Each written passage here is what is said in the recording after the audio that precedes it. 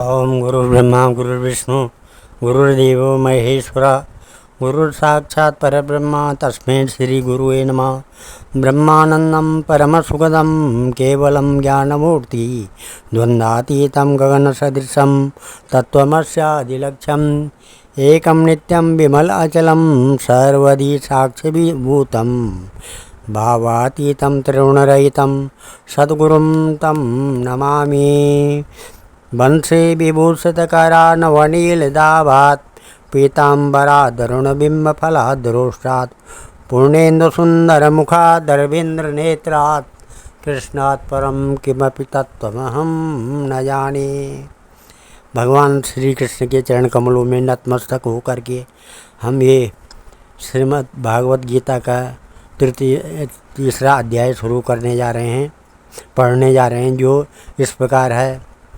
Arjun watch जायसी चेत कर्मणस्ते मता बुद्धि जनार्दन तत्किं कर्मणि घोरे माम नियोज्यसे केशवा। अर्जुन बोले, है जनार्दन, यदि आपको कर्म की अपेक्षा ज्ञान श्रेष्ठ मान्य है तो फिर है केशव मुझे भयंकर कर्म में क्यों लगाते हैं।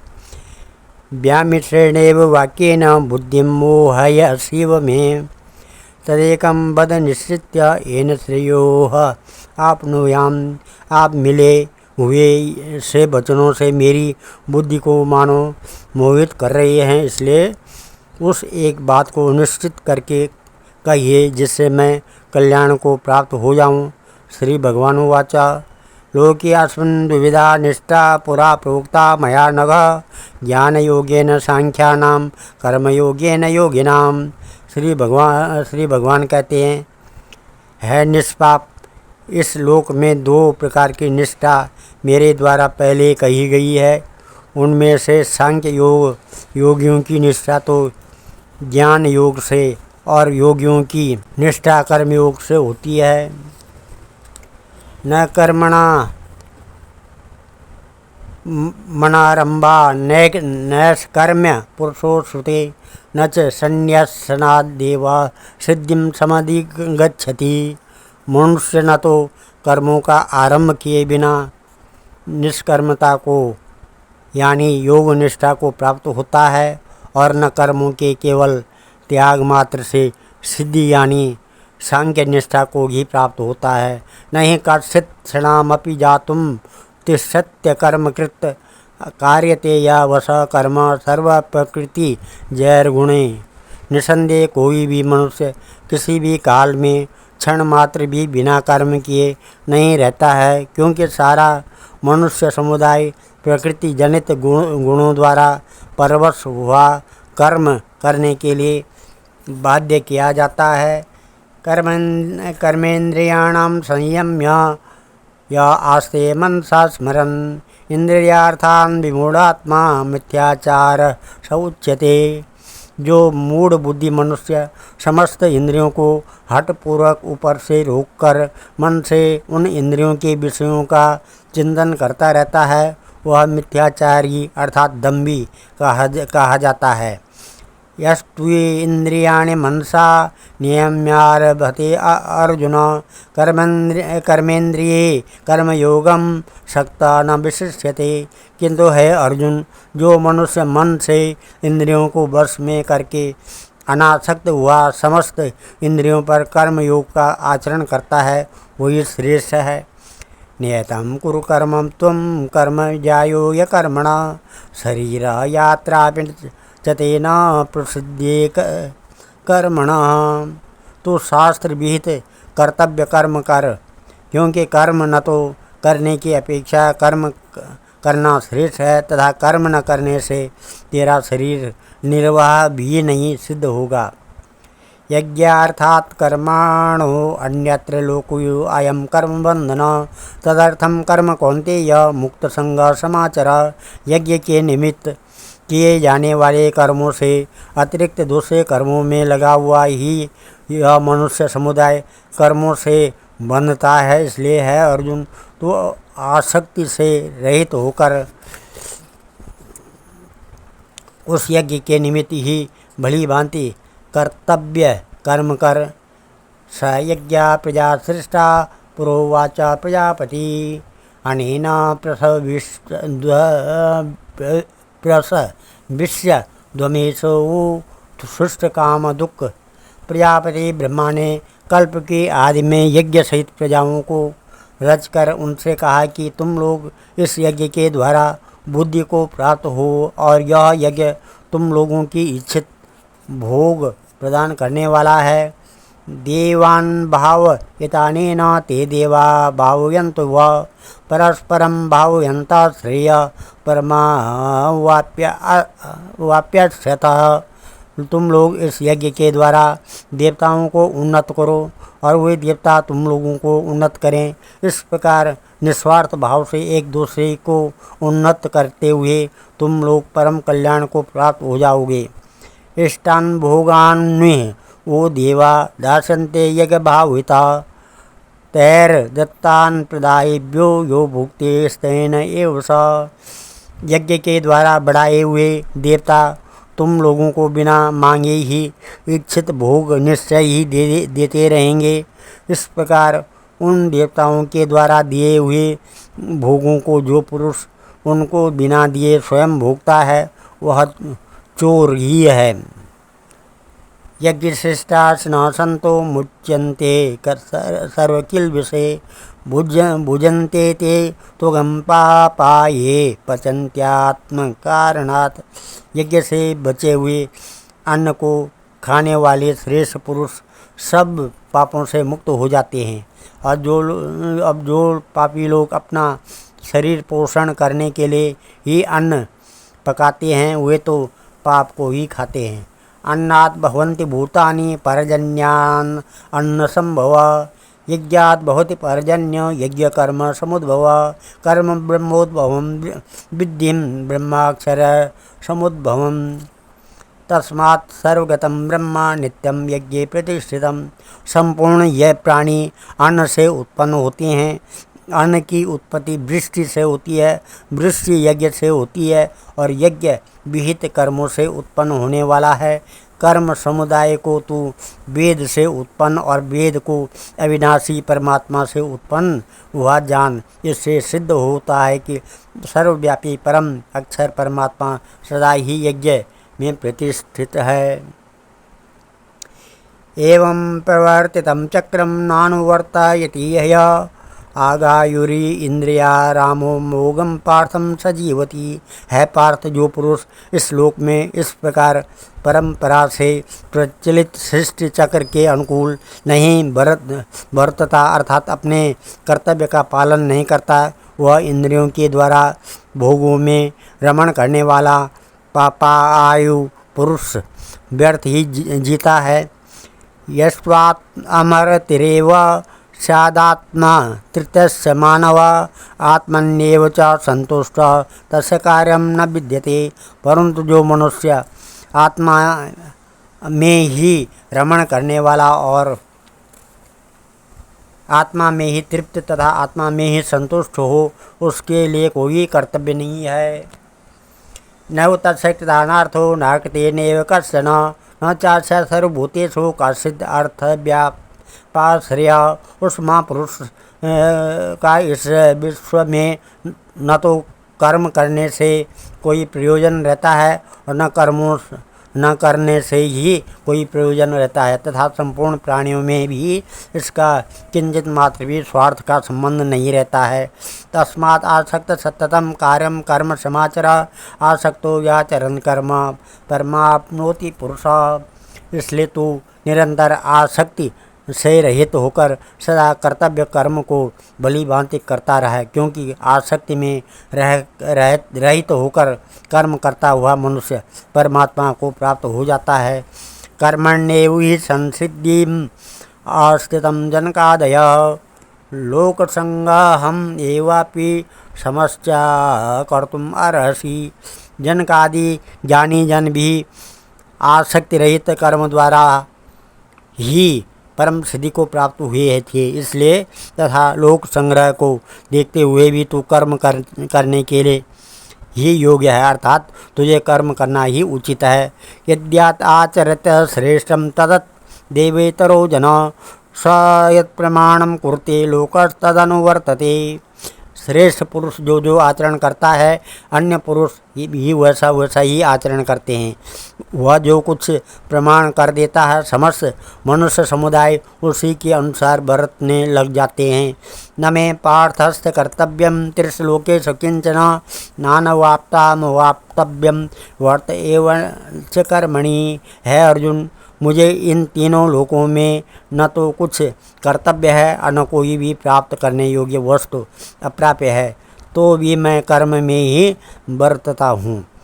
यदि यायम न वर्तेयम जातु कर्मण्य तंद्रिता मम वर्तमानुवर्तन्ते मनुष्या पार्थ सर्वतः। क्योंकि है पार्थ, यदि कदाचित मैं सावधान होकर कर्मों में न बरतूँ तो बड़ी हानि हो जाए, क्योंकि मनुष्य सब प्रकार से मेरे ही मार्ग का अनुसरण करते हैं। उत्सीदेयुर्मे लोका न कुर्या कर्म चेदहम शंकरस्य च कर्ता स्याम उपान्याहम इमाम प्रजा। इसलिए यदि मैं कर्म न करूं तो ये सब मनुष्य नष्ट भ्रष्ट हो जाएं और मैं संकरता का करने वाला को हूँ तथा ये समस्त प्रजा को नष्ट करने वाला बनूं। सक्ता कर्मण्यवाद विद्वांसो यथा कुर्वन्ति भारत कुर्यात् विद्वांस्तथा शक्ति चिकीर्षु लोक संग्रहम। है भारत, कर्म में आसक्त हुए अज्ञानी जन जिस प्रकार कर्म करते हैं, आसक्ति रहित विद्वान भी लोक संग्रह करना चाहता हुआ उसी प्रकार कर्म करें। न बुद्धिर्भेदम जनेद ज्ञानम कर्म संगीनाम जोषयेत् सर्वकर्माणि विद्वान युक्तं समाचरन्। प्रकृति क्रियमाणानि गुणे कर्माणि सर्वशः अहंकार विमूढ़ात्मा कर्ताहम् इदं मन्यते। तत्त्ववित्तु महाबाहु गुणकर्म विभागयो गुणा गुणेषु वर्तन्ते यदि मत्वा न संजते। परमात्मा के स्वरूप में अटल स्थित हुए ज्ञानी पुरुष को चाहिए कि वह शास्त्र विहित कर्मों में आसक्ति वाले अज्ञानियों की बुद्धि में भ्रम अर्थात कर्मों में अश्रद्धा उत्पन्न न करे, किंतु स्वयं शास्त्र विहित समस्त कर्म भली भांति करता हुआ उनसे भी वैसे ही करवावे। वास्तव में संपूर्ण कर्म सब प्रकार से प्रकृति के गुणों द्वारा किए जाते हैं, तो भी जिसका अंतःकरण अहंकार से मोहित हो रहा है ऐसा अज्ञानी मैं करता हूँ ऐसा मानता है। परंतु है महाभावो, गुण विभाग और कर्म विभाग के तत्व को जानने वाला ज्ञान योगी संपूर्ण गुण ही गुणों में बरत रहे हैं ऐसा समझकर उनमें आसक्त नहीं होता है। प्रकृतेर गुण सम्मूढ़ा संजन्ते गुणकर्मसु तान कृत्वा विदो मंदात् कृत्वा वित्वा विचालयेत। मयि सर्वाणि कर्माणि संन्यास्याय अध्यात्मचेतसा निराशी निर्ममो भूत्वा युद्धस्व विगता ज्वरा। प्रकृति के गुणों से अत्यंत मोहित हुए मनुष्य गुणों में और कर्मों में आसक्त रहते हैं। उन पूर्णतया न समझने वाले मंदबुद्धि अज्ञानियों को पूर्णतया जानने वाले ज्ञानी विचलित न करें। मुझ अंतर्यामी परमात्मा में लगे हुए चित्त द्वारा संपूर्ण कर्मों को मुझ में अर्पण करके आशा रहित ममता रहित और संताप रहित होकर युद्ध कर। ये मे मतमिदं नित्यम अनुतिष्ठन्ति मानवा श्रद्धावन्तो अनसूयन्तो मुच्यन्ते तेऽपि कर्मभिः। ये त्वेदभ्यसूयन्तो नानुतिष्ठन्ति मे मतं सर्वज्ञान विमूढ़ास्ता विद्धं नष्टान चेतसा। जो कोई मनुष्य दोष दृष्टि से रहित और श्रद्धा युक्त होकर मेरे इस मत का सदा अनुसरण करते हैं वे भी संपूर्ण कर्मों से छूट जाते हैं। परंतु जो मनुष्य मुझ में दोषारोपण करते हुए मेरे इस मत के अनुसार नहीं चलते हैं उन मूर्खों को तो संपूर्ण ज्ञानों में मोहित और नष्ट हुए भी समझ। सदृशं चेष्टते स्वस्या प्रकृते ज्ञानवानपि प्रकृते यान्ति भूतानि निग्रह किम करिष्यति। सभी प्राणी प्रकृति को प्राप्त होते हैं अर्थात अपने स्वभाव के परवश होकर कर्म करते हैं। ज्ञानवान भी अपनी प्रकृति के अनुसार चेष्टा करता है, फिर इसमें किसी का हट क्या करेगा। इंद्रियस्य इंद्रियास्यार्थे रागद्वेषो व्यवस्थितो तयोर्न वशमागच्छा छेतो या स परिपंथिनो। इंद्रिय और इंद्रिय के अर्थ में अर्थात प्रत्येक इंद्रिय के विषय में राग और द्वेष छिपे हुए स्थित हैं। मनुष्य को उन दोनों के बस में नहीं होना चाहिए, क्योंकि वे दोनों ही इसके कल्याण मार्ग में विघ्न करने वाले महान शत्रु हैं। श्रेयान् स्वधर्मो विगुणो परधर्मात्म शृणुति प्रतात स्वधर्मे निधनम श्रेय परधर्मो भयावह। अच्छी प्रकार आचरण में लाए हुए दूसरे के धर्म से गुण रहित भी अपना धर्म अति उत्तम है। अपने धर्म में तो मरना भी कल्याणकारक है और दूसरे का धर्म भय को देने वाला है। अर्जुनो वाचो, अर्जुन जी कहते हैं अथ केन प्रयुक्तो यम पापम चरति पुरुषा अनिच्छन्नपि विश्वासनेय बलादिव नियोजिता। अर्जुन बोले, है कृष्ण, तो फिर यह मनुष्य स्वयं न चाहता हुआ भी बलात् लगाए हुए की भांति किससे प्रेरित होकर पाप का आचरण करता है। श्री भगवान वाचा, श्री भगवान कहते हैं काम एष क्रोध एष रजोगुण समुद्भवा महाशनो महात पाप पापमा विद्येयम यह बैरिणम। श्री भगवान बोले, रजोगुण से उत्पन्न हुआ यह काम ही क्रोध है। यह बहुत खाने वाला अर्थात भोगों से कभी न अगाने वाला और बड़ा पापी है। इसी को ही तू इस विषय में बैरी जान। धूमेनाम्रियते वह्निर् यथा दर्शो मलेन च यथोब्लेनावृतो गर्भस्तथा तेनेज अमावृतम। जिस प्रकार धुएं से अग्नि और मैल से दर्पण ढका जाता है तथा जिस प्रकार जेर से गर्भ ढका रहता है, वैसे ही उस काम के द्वारा यह ज्ञान ढका रहता है। आवृतम ज्ञानमेतेन ज्ञानिनो नित्यबरिणा काम रूपेण कौन्तेय दुष्पूरेणानलेन च इंद्रियाणि मनोबुद्धिर् अस्याधिष्ठानमुच्यते एतैर्विमोहयन्ते स ज्ञानमावृत्य देहिनम्। और हे अर्जुन, इसी अग्नि के समान कभी न पूर्ण होने वाला काम रूप ज्ञानियों के नित्य बैरी के द्वारा मनुष्य का ज्ञान ढका हुआ है। इंद्रियां, मन और बुद्धि ये सब इसके वास स्थान कहे जाते हैं। यह काम इन मन बुद्धि और इंद्रियों के द्वारा ही ज्ञान को आच्छादित करके जीवात्मा को मोहित करता है। तस्मात् त्वम् इंद्रियाणां म्यादो नियम्य भर्तसव पापमानं प्रजहिद्यो एनं ज्ञान विज्ञान नाशनम। इसलिए है अर्जुन, तू पहले इंद्रियों को वश में करके इस ज्ञान और विज्ञान को नाश करने वाले महान पापी काम को अवश्य ही बलपूर्वक मार डाल।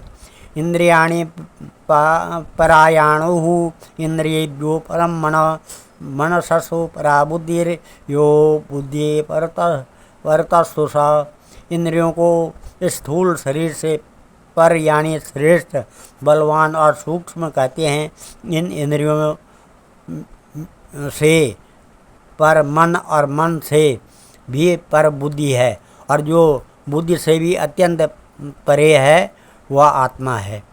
एवं बुद्धि परम बुद्ध्वा शस्ताभ्यात्मा आत्मना जय शत्रु महाबाहु काम रूपम दुरासदम। इस प्रकार बुद्धि से परे अर्थात सूक्ष्म, बलवान और अत्यंत श्रेष्ठ आत्मा को जानकर और बुद्धि के द्वारा मन को वश में करके ही महाबाहु तू इस महाकाम रूप दुर्जय शत्रु को मार डाल। ओम तत्सदित श्रीमद्भागवत गीता उपनिषदु ब्रह्म विद्यायां योग शास्त्रे श्री कृष्णार्जुन संवादे कर्म योगो नाम तृतीयो अध्याय। ओम मंगलम भगवान विष्णु मंगलम गरुड़ध्वजा मंगलम पुंडरीकाक्ष मंगलायतनो हरि मंगलम भगवान शंभु मंगलम वृषभध्वजा मंगलम पार्वतीनाथ मंगलाय शिव शंकर। ओम सर्वमंगलमांगल्ये शिवे सर्वार्थ साधिके शरणे त्र्यंबके गौरी नारायणी नमस्तुते अन्नपूर्णे सदापूर्णे शंकर प्राण वल्लभे ज्ञान सौभाग्य सिद्ध्यार्थम भिक्षां देहि च पार्वती। ओम या श्री स्वयं सुकृतना भुवनेश्वर लक्ष्मीं पापात्मनां कृतधियां हृदय सुबुद्धि सरदा सतां कुलजन प्रभुवत्सलज्जा तात्वां नतास्म परिपालय देवी विश्वम्। ओम नमः सरस्वती महाभागे विद्या कमललोचनी विश्वरूपे विशालाक्षं विद्यां देहि च परमेश्वरी। ओम नमः सर्वे भवन्तु सुखिनः सर्वे सन्तु निरामया सर्वे भद्राणि पश्यन्तु मां कश्चित् दुःखभाग् भवेत्। धन्यवाद।